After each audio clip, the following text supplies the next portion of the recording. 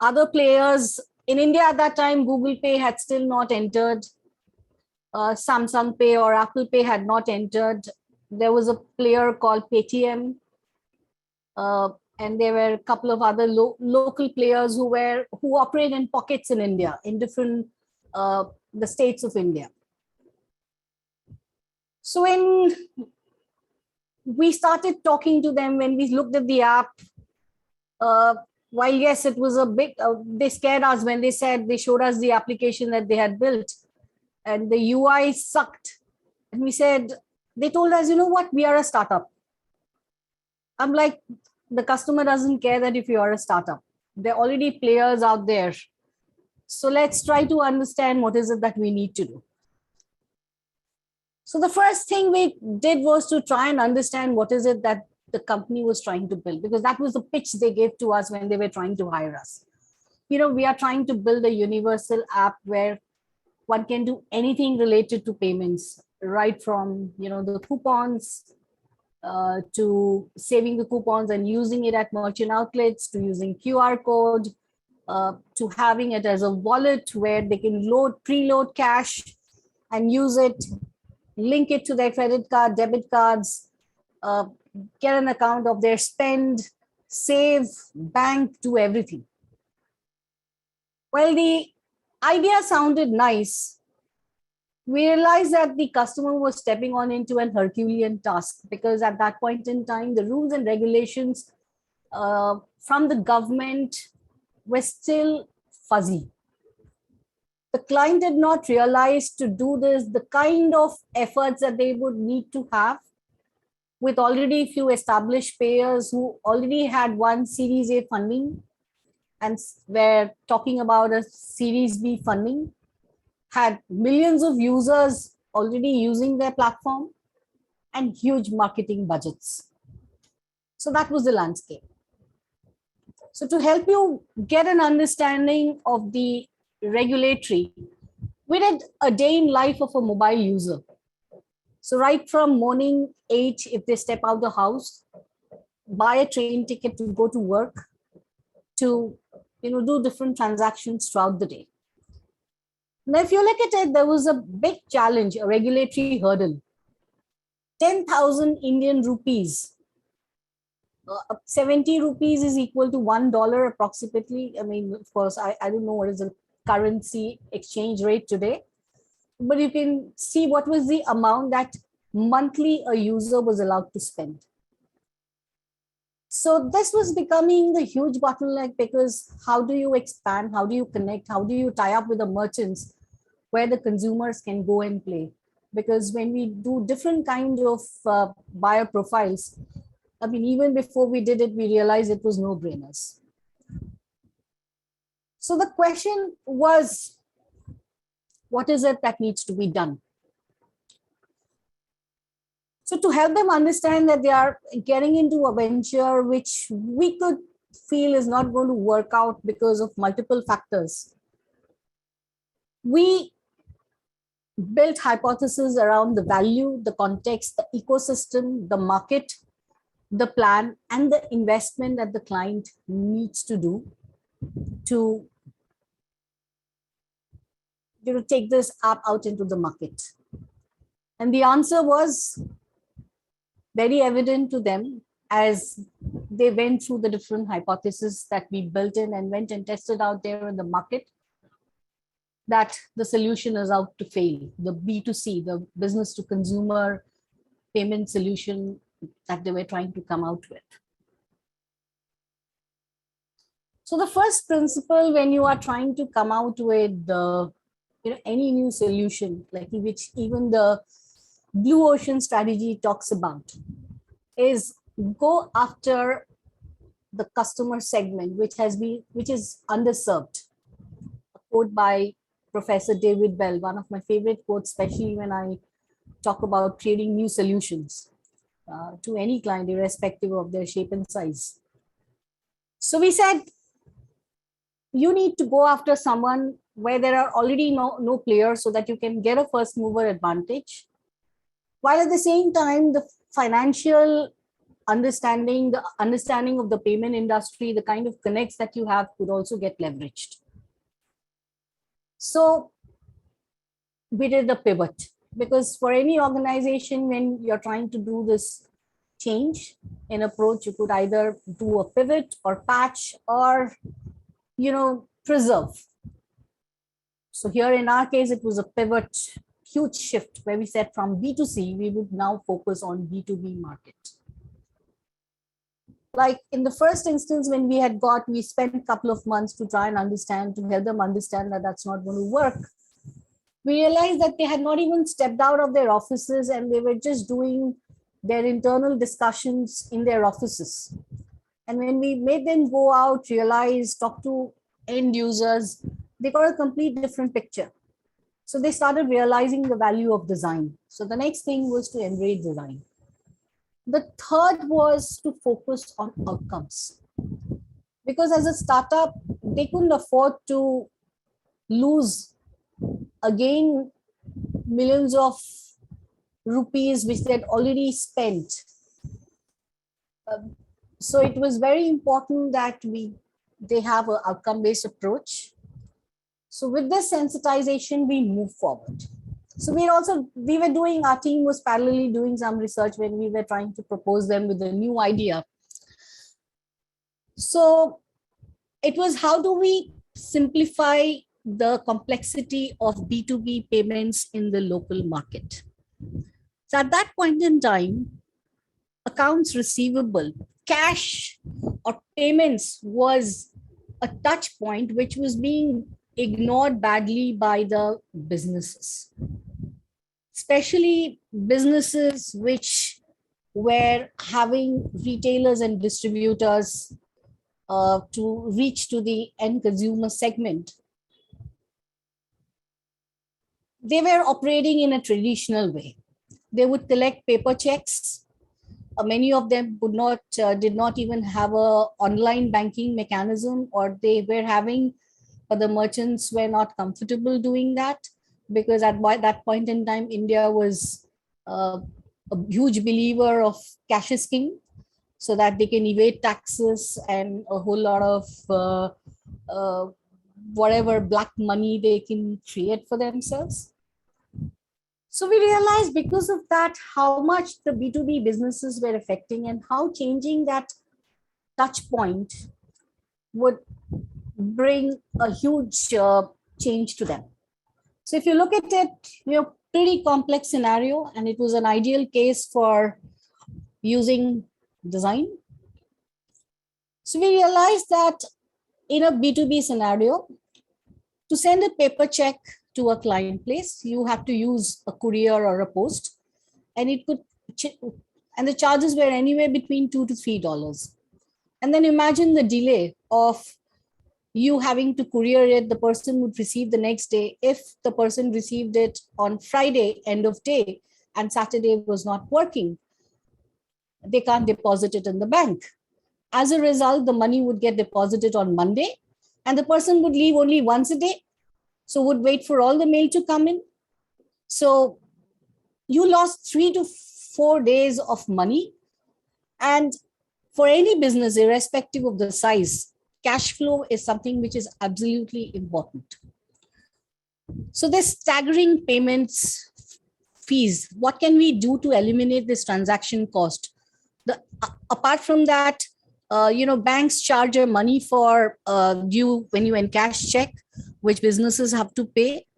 So all that was adding up. So the first problem that we saw was, how can we eliminate the transaction cost?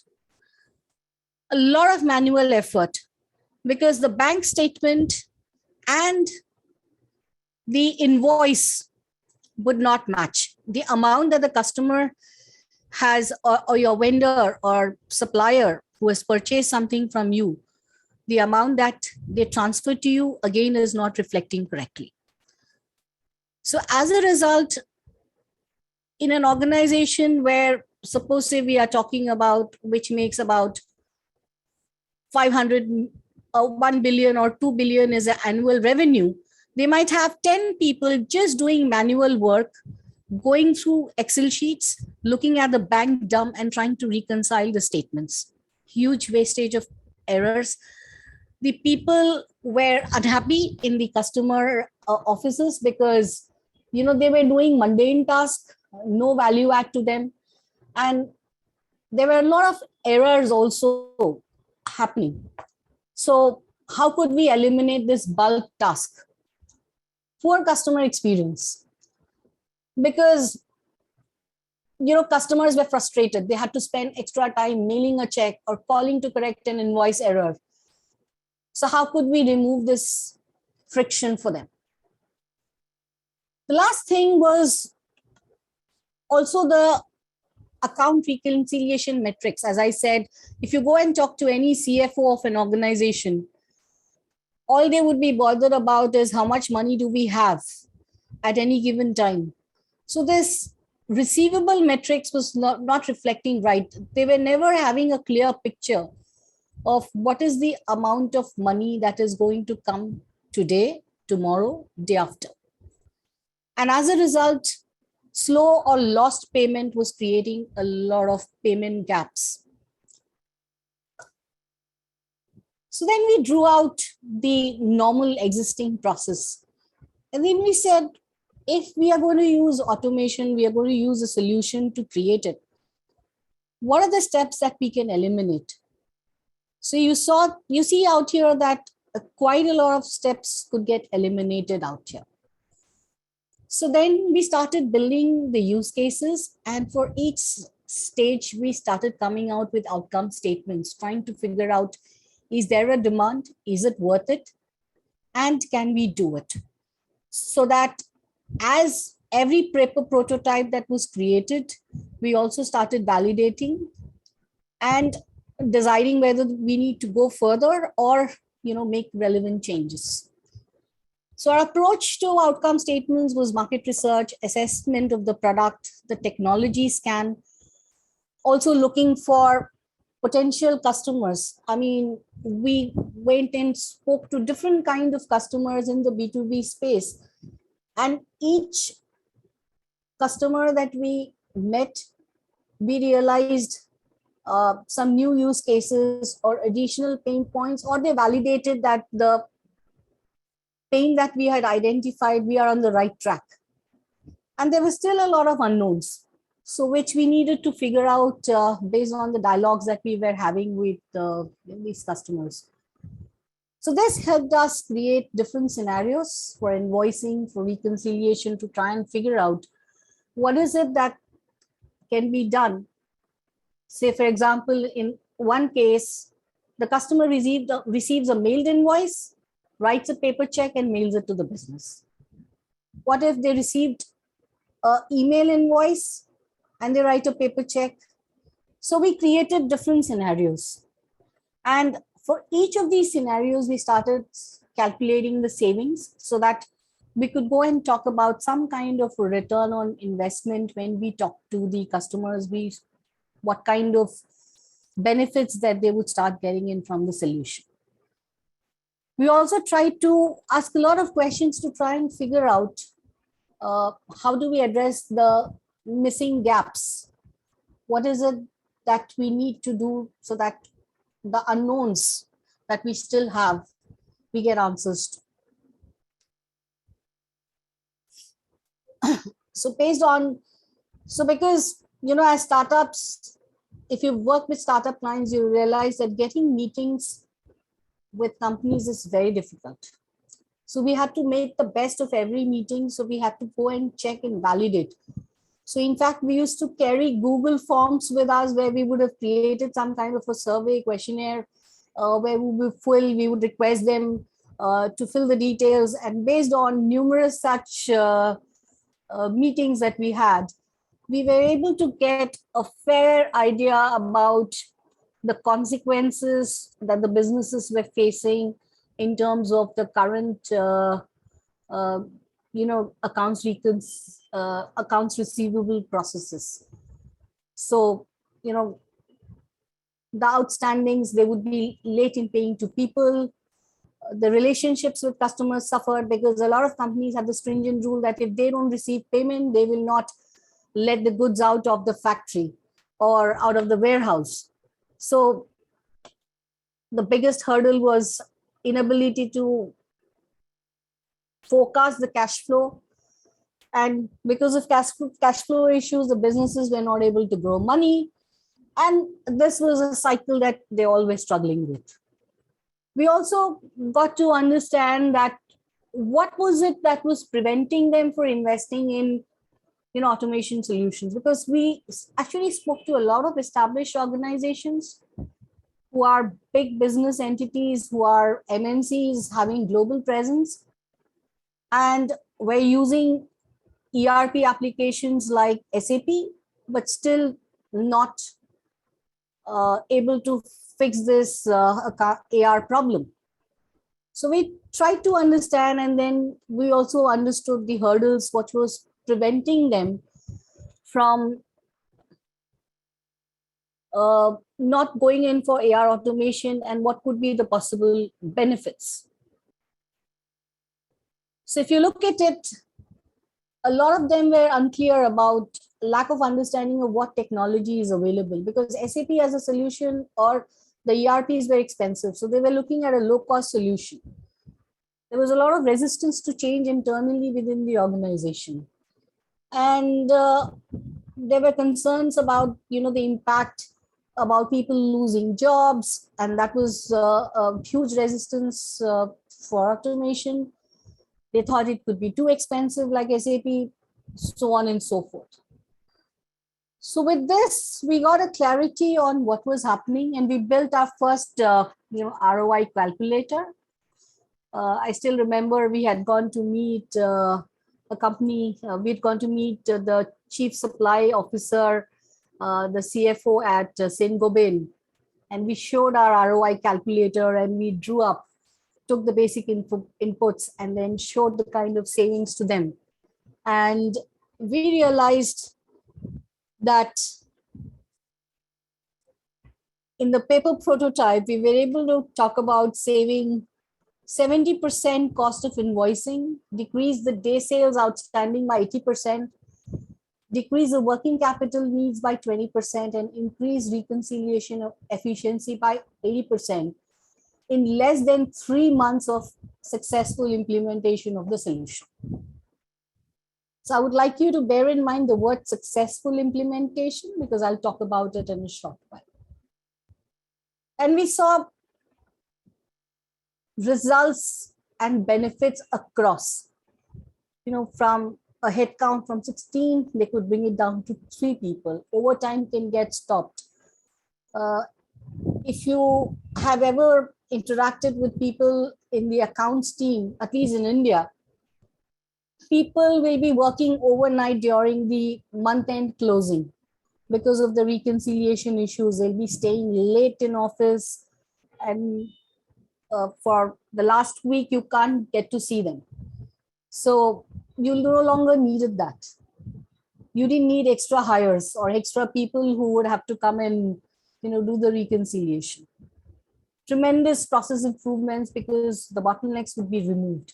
Huge savings in time. And the cash availability was clear, predictable, and they could do, they could roll the amount for a lot of other work. And the wider impact was employees were happy, better customer experience because they were able to get the goods on time, and improvement in the bank reconciliation process.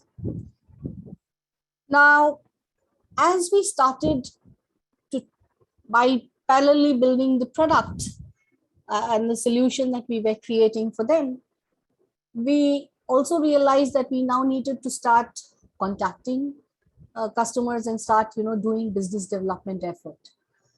So all the discussions that we had with different people helped us create specific personas, understand crystal clear what goals, what motivates them, what are the questions that they are grappling with on a daily basis, and what are their day-to-day challenges. Because as a startup, getting an appointment is very difficult at a client organization. So this helped us to ensure that every meeting was successful. And when we worked out We would walk out with a proof of with the client willing to sign up for a proof of concept in their respective organizations. So we created personas for the CIOs, CFOs, the the collection manager, so on and so forth. The service blueprint helped us, people got an end to end. So across the different teams that they had hired, they got a clarity on that as the organization now at the back end was being built, a customer support team, sales team, the product team, they could see end to end a shared artifact. They were able to realize that, the mistakes that they were earlier doing with the earlier solution, and they were able to get actionable insights in a matter of hours. So that was the power of what we did. This was something that we had used actually at the client side to help them understand that there are different moments that matter for a client, and we just asked them to correlate with the traffic signal, the red, yellow, and green. And especially when they are interacting with the customers and we are talking about customer experience, just to give an example about onboarding. So just because the client's merchant downloaded the application that you built and they are using it to make payments doesn't mean that they're using it. So you need to monitor whether they're using it on a regular basis, or there's been no usage, or there is little usage. So you need to understand the reasons and accordingly take appropriate actions, because otherwise your implementation will not be a success and the client will not realize the benefits that you are promising to them, and the proof of concept will not be successful. So this also helped them to understand the product management, the marketing team, that how would they package the solution that they are offering to the customers, so that as they were responsible for growth of the market share, and the customer support team was responsible for installation, onboarding, the client adopting, getting the integration with their other applications internally, and basically responsible for delivering the outcomes that was being promised by the sales guys and the product teams to the customers. So this helped us also to understand what is it, how does each team, how do you break the departmental silos, and how will customer success help the product team, and how will the product team help the customer success team, so that they can leverage this relationship that they are building with the customers to understand what are the upcoming requirements. So that, because while we had created a minimum viable solution, but the solution still required a lot of changes, and the product team would help customer service with the input so that they can package the outcome, help them with the roadmap that they are coming out with, the offering, how to do the training, how in case the users were not adopting the solution, what is it that they could do, expansion and cross-selling opportunities, because as the product was maturing, there were new features that were coming in. So that was an opportunity for them to go in. And how do you ensure that timely escalations were addressed so that it was not becoming a big bottleneck? So a new way of working got established in the company, and because it was a much smaller team, it became much easy for us from day one. So to ensure that the teams meet often to understand what is it new that they could understand about the customer, what are the changes that needs to happen in the product, how will they train each other, because as the organization is growing, more and more people were joining and they needed to be also quickly trained on the product. And as it was not an existing solution in the market, you were not getting ready people who already knew the solution. So there were a lot of communication channels opened up for people to connect. We also established customer advisory boards and customer support evangelists to help them work on the touch points. So this was just to give you a sneak peek about some of the work in terms of the how might we use the brainstorming that was done and how the UI got built. So while a lot of customer use, companies use customer journey maps to understand the customer journey, but here we also created customer journey maps to understand the challenges the sales guys will face when they are talking to customers. Because again, as I said, being a startup, it was absolutely critical to ensure that every meeting was a successful meeting. So we mapped the journey and at every stage tried to figure out what were the challenges that the sales guys would face so that the sales enablement kits could get prepared in the right direction. So just to give you a sneak peek about the journey, the company was established in 2014. 2015, they discontinued the B2B solution and entered the B2B segment. 2017, with the new B2B payment solution that we helped them build, they got, in fact, the Innovation Award. In 2018, they were recognized as the winner of Maharashtra Startup Week. And by then, they had acquired 2.8 million customers. And 2021, they have received huge private equity funding, and we are in the process of creating another solution for them. So any questions before I share some final thoughts?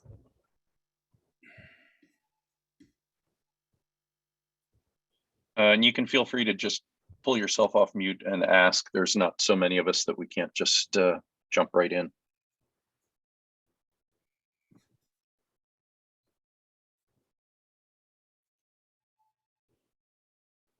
I do have one question, but I'm going to wait until after you have your final thoughts, because you may talk about it in your final thoughts. So okay, David.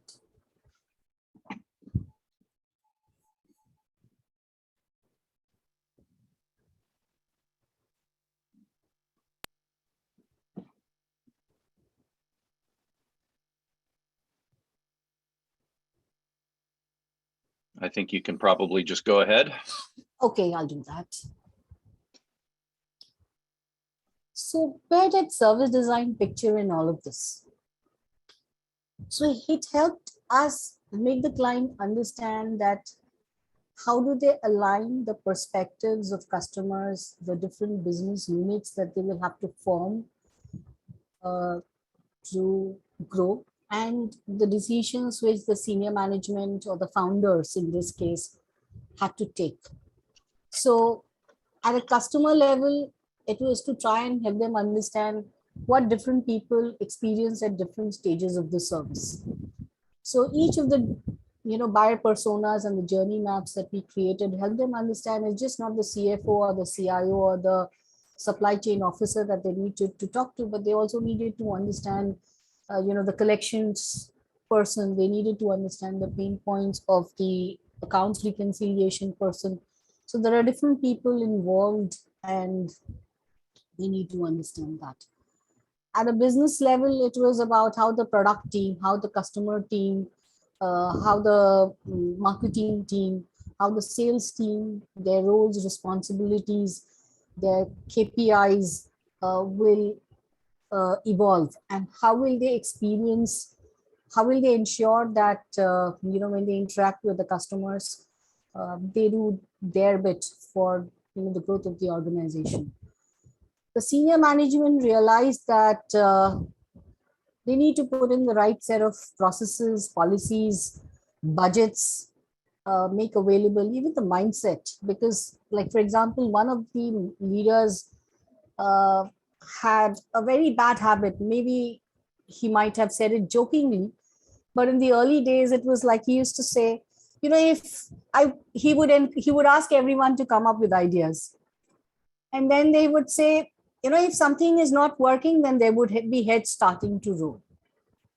So it was also a coaching that we had to do to the leadership to help them understand that no one is going to come and work for you or come up with ideas if you make these kind of statements, because they are not going to feel safe. As such, startups have a lot of challenge in the early days to attract people.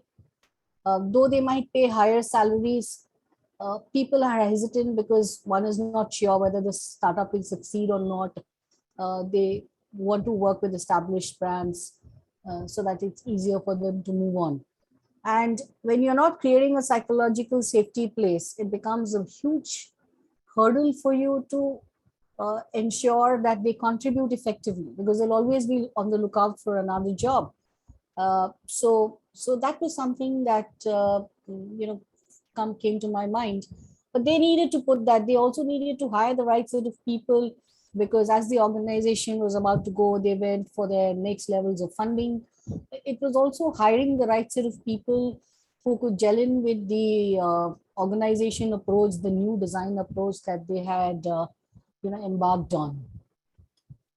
So right from the way of thinking to working, it, they all were established. The founding team, or even a lot of employees, were used to working in other organizations. Very few were freshers. But then each one of them had to adopt to a new way of thinking and working. And it was like, I mean, as I'm still associated with them over the last few years, I can see when new people now walk in and they see others are, doing, and when they start observing how the other employees, existing employees, are behaving or doing, they follow route. It's just like, a monkey aping another monkey. So it's literally something like that. But as human beings, whenever we join a new place, we would always be observing what people around in the organization are doing. So it's the same thing out here. And we see that they quickly adopt, but it's only the others, the early people whom we had, where that resistance was there, where they had to, you really have to put in a lot of effort, and extensive money, time gets spent on change management, and sometimes it's still not successful. So the earlier you start your journey, the better. And it's very important for design to have a seat at the table. Frankly speaking, we were able to do that because we were quickly able to convince the leadership, and we kind of still have a seat at the table because they value what we say to them, the advice that we give to them. So it's very important for you to understand that while you might be updated as a designer about the latest trends, tools, mindsets, but the client is busy running their businesses. So they don't understand the design principles. They don't understand, uh, the value of it. They don't know how to measure, because every business, it doesn't matter in which part of the globe they are, at the end of the day wants to know, show me the money, what's the return. So a lot of us designers, when we are trying to even pitch, who are independently working, have this tough challenge when we talk to companies who have never worked with designers in the past, to give them a convincing pitch. And it takes a lot of work and effort to help them understand. So these are things that we have to be conscious about if we want to, get a seat at the table. And we have to break this mindset of our clients, leadership teams. If everything is going wrong, why fix it? Because everyone is comfortable with the status quo because it's getting money for them, and they don't want to rock the boat. So these are certain things that we need to be aware of when we are working with new clients, or when we join an organization new, and slowly work towards building their confidence with the small projects that you would be doing, so that eventually they start realizing that there is something that you have for them, and you eventually get a seat at the table. So as designers, I mean, we'd love to talk about personas, journey maps, user experience, blueprints, business models, so on and so forth. But at a client is more interested, or the business is more interested in talking about the goals, the products, the service strategy, the KPIs, ROI. So until and unless we are able to marry both those languages together, it never really ticks off. So this has been my learning based on the work that I have done in different client organizations. So thank you. I'm open to any questions. Sure, Dr. Rao, I actually have a question. Sure. How much, let's say you're on the business side and you're privy to some of the orders that come a little bit higher up in the corporation as far as business concerns and what the KPIs they're looking for are. How much do you recommend sharing, or in how much detail, should you be comfortable sharing with your design team when building out a product to sort of get them aligned with you in that, yes, it has to serve a strong user functionality, but there are also very specific KPIs we need to hit to make sure everybody gets their paychecks at the end of the week? Could you be a little more specific Sure. in terms of what KPIs you're talking about? Because that will help me give you a Right. better answer. Because Okay. sometimes it could be, a KPI from an organization perspective that they're trying to hide it, which could be a design ethics issue as well. So let's say there was a target price So if you point. could give me an example, Yeah, then I'll sure. be able to answer. Sure. So let's say there's a target price point that would make us all go, oh, this seems like a premium product. At what detail, I guess, would you share that with the design team where it's like, so we're looking at charging, let's say, $50 a month for this app. And so the experience needs to match that versus giving a sort of general, it's going to be a pricey feature or a pricey app. When do you get into the minutia? Of course, there are certain things you can and can't tell, but you also want to have everyone aligned in that, in order to sort of fulfill our business goals, we really need to make this this thing shine because we're going after a very specific target market. So you've kind of answered your question, because the minute you say a premium app and you're talking about, say, $50, when maybe the nearest competitor is giving it free or maybe at $5, and you're trying to charge that extra 45, as design researchers, they would have done some homework. So even they are not naive to what is available in the market, because they would have done research to find out what other players are there, what is the value proposition. It's Right. important that they are aligned, because how will they otherwise arrive at the right value proposition? You will get your story wrong there if they are not aware that the company is planning to position this as a premium product. Now, if you look at the company Mini,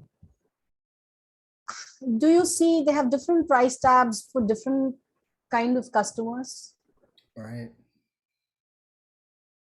So do you think if the designers were not aware, and why is it that still a customer who pays a premium is being aware that there is also the low end version, The lower option, still sure. opting to go for that, because the value proposition that they have for them is different. And if designers are not aware, then how do they create the differentiation in the product, the experience? Because out here, the product would be the same, but the experience that they get is different.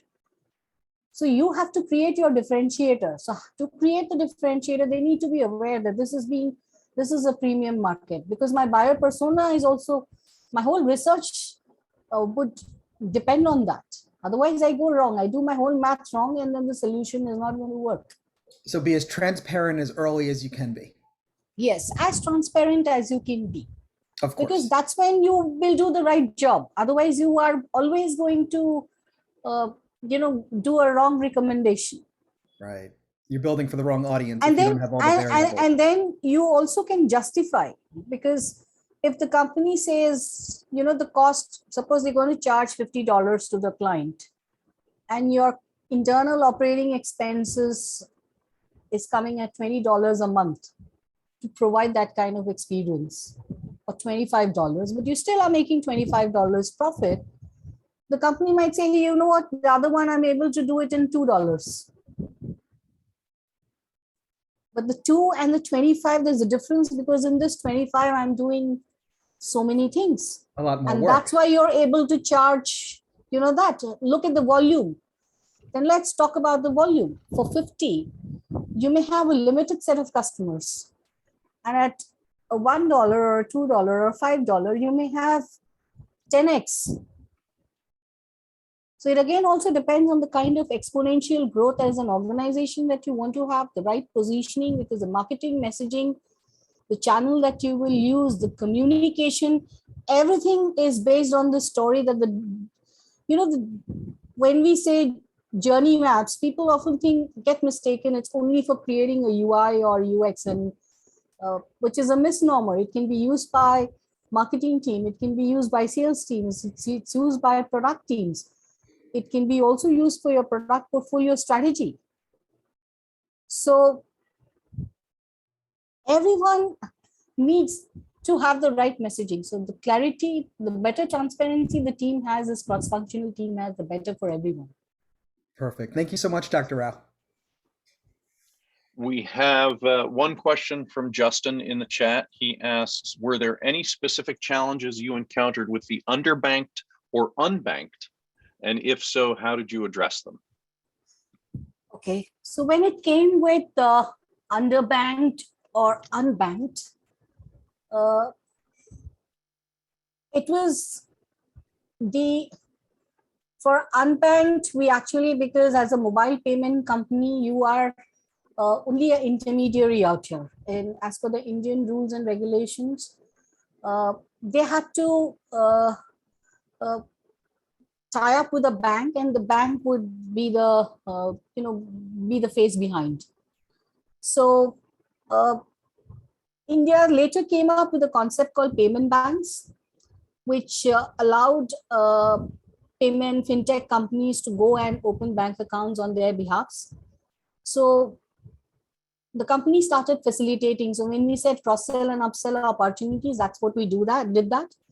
In fact, a lot of these small, vendors, the suppliers, like let's say, look at Sengobain, and they used to have distributors and retailers, and the end customers actually go and buy from the retailers.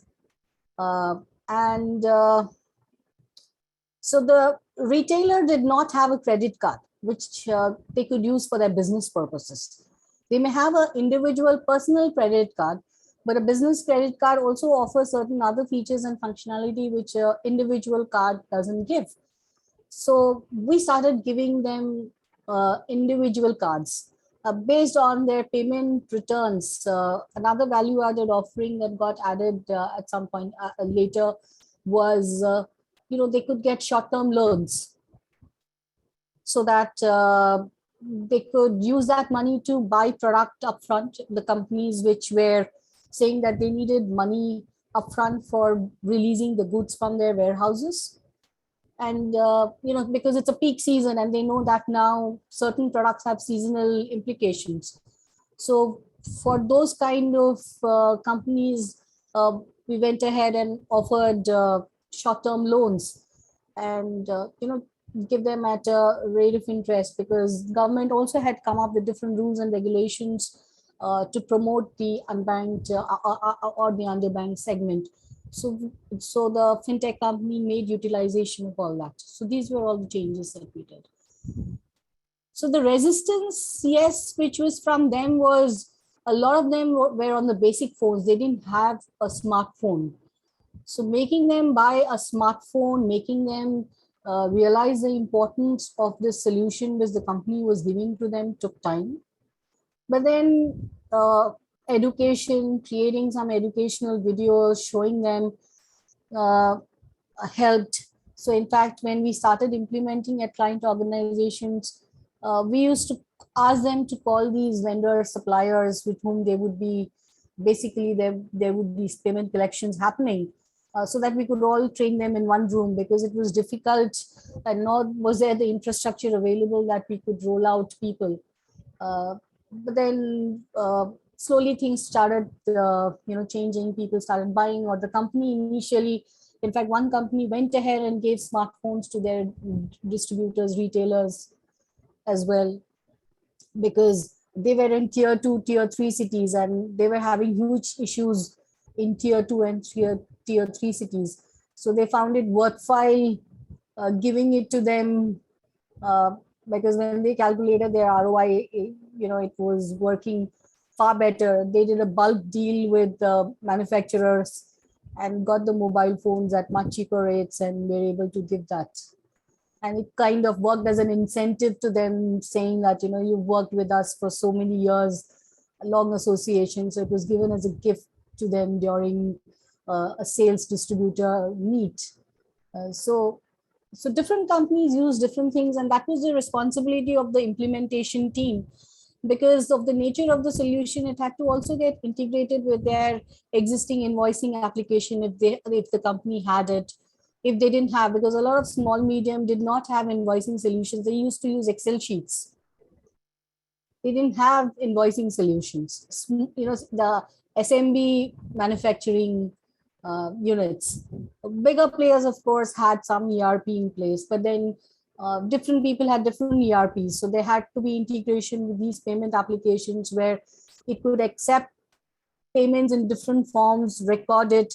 Part payment was allowed because if you are used to the manufacturing industry, they may have 3 invoices raised, and you will be paying against one invoice or doing a part payment against one invoice, because they might say that 60% of the material will be delivered by X day because you've ordered for 2 items, and they'll only pay for the item that is going to get delivered, and the other item they'll say we'll pay later. Why should I give you in advance?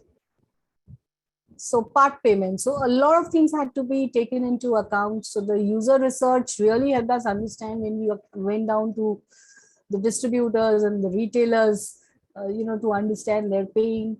And that's when we also figured out, the credit card problem, that they didn't have a credit card, and they were always looking for a short-term loan so that during peak season, they could buy more items because they know they'll sell it. So that gave a value add product that we could add as a cross-sell, upsell to these guys. And once they're connected on smartphone, it becomes easier for us also to, reach out to them. And videos were a good way to explain in the local language.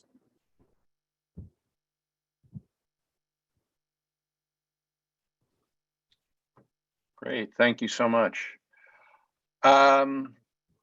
We have hit 10:30, and I know that that's kind of the time we had set aside for this.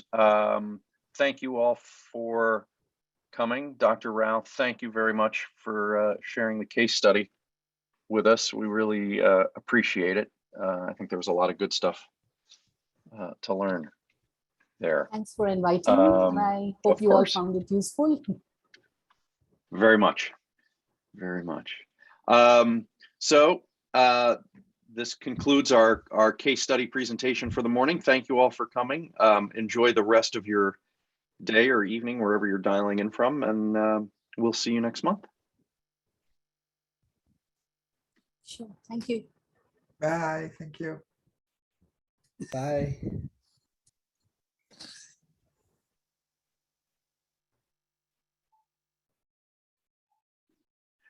Thank you, Dr. Rao. Appreciate it. Thank you. That was a lot of fun. That was great. Oh, let me stop the recording.